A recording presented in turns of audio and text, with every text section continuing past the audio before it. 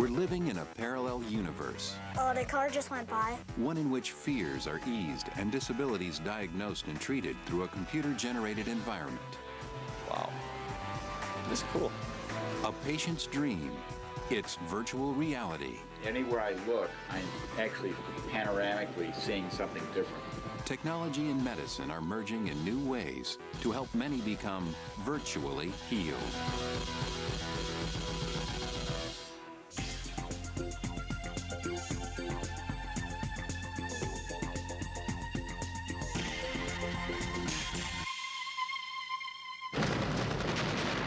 It's a dark and scary world Doug sees.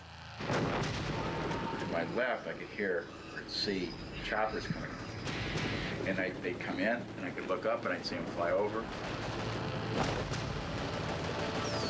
It may not look entirely real, but to Doug, it is the hellish Vietnam he experienced more than 30 years ago. It triggers the same pain, emotion, and anxiety.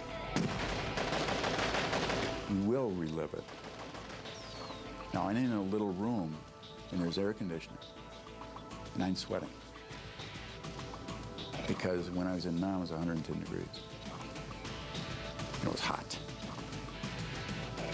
And your mouth gets dry. Sometimes you feel the pain a little bit. The sound of gunfire, M16s and AK-47s, is authentic.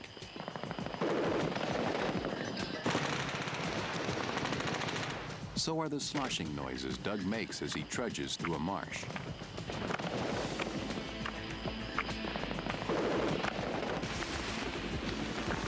With the sound, it's not too cartoonish. Because you're taking yourself back. Rice paddies, a landing strip, and open fields are part of the landscape. Doug is on a virtual battlefield, controlled not by the enemy, but by psychologist David Reedy. A lot of times I come from the... Every session is uniquely tailored to the patient and where they are at that moment in time.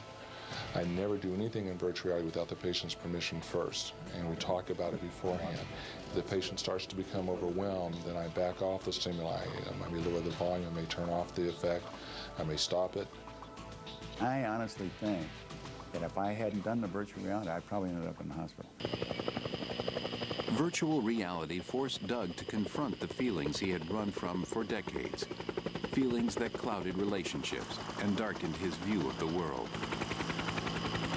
Post-traumatic stress disorder is an illness that can affect anyone who has survived an ordeal. Those who suffer with PTSD relive the experience in some way every day. Often minor events take on an overblown significance. PTSD can destroy lives and relationships. It's the 5th most common psychiatric problem.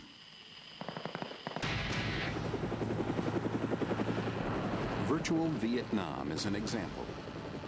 They're reliving it. And so patients see water buffalo in that environment, there aren't any. They see other soldiers, there aren't any, because they're projecting in. And that's what you want them to do.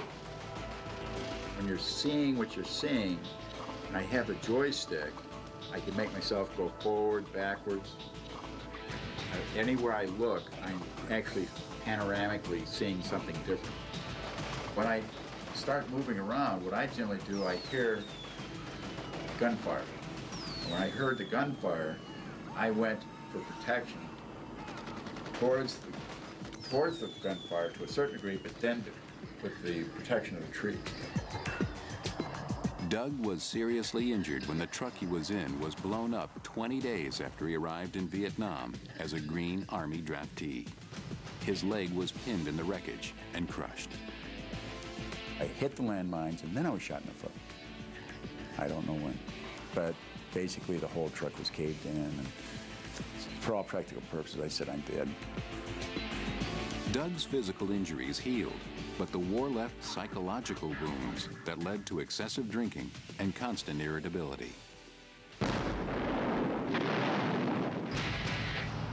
He suffered from flashbacks and lost sleep. His 2 marriages ended in divorce. Emotional numbness and detachment were painful and ever-present reminders of Vietnam.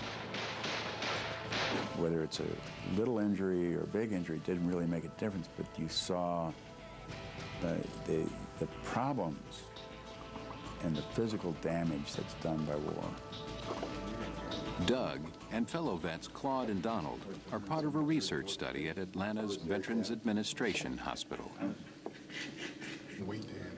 Claude and Donald also had problems escaping the trauma of their past. Neither had sought help until now. It made me realize that the 30 years I could have sought help earlier. I probably had a much fuller life. When I first put it on, it kind of shocked me. You know, I said, "Wow!" You know, it's kind of sudden, like you right back where you were 30 years ago almost. When we put it in slow motion, then they could ask me the questions as to what it was like for me.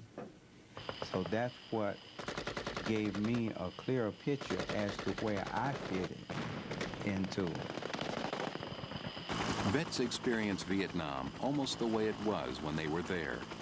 The virtual war is waged in daylight and darkness, in fair weather and fog. Engineers strive to make this world seem real. One of the things we've learned from building several of these environments and working with patients is that as long as we have a good caricature of the environment, that's probably good enough for therapy.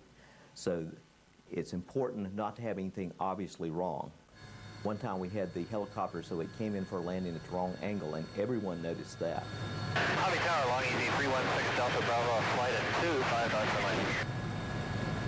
The helicopter, a Huey, is what was used in Vietnam and now lands at the correct angle. All of the sights and sounds combine to transport war survivors to a time and place they can't get to in any other manner. And it may be the only safe method of exposing patients to guns and bombs without actually putting them in harm's way. Control is one of virtual reality's advantages. They're very careful not to push the vet beyond what the vet can handle.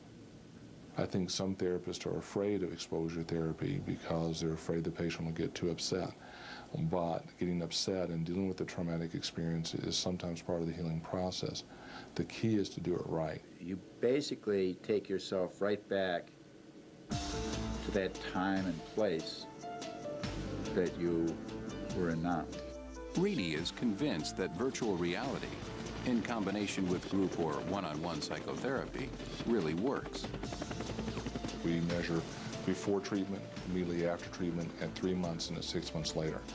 And in the immediately after treatment, at 3 months and 6 months later, in all three measurements, there are significant decreases in the symptoms of post-traumatic stress disorder. Donald and Claude still need therapy, but they credit their virtual trips to Vietnam with helping them. That was the hardest part, to confront it. And then once I did it, then I wanted to get something out of it. And that's what was able to be accomplished. It's not a cure-all, but it's a beginning for me.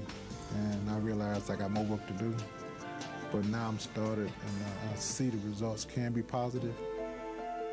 Having confronted his demons, Doug no longer runs from them. Life is more manageable. He can finally deal with the memories of injured comrades that had haunted him for years. But I used to think about that scene, and I don't cry about that anymore.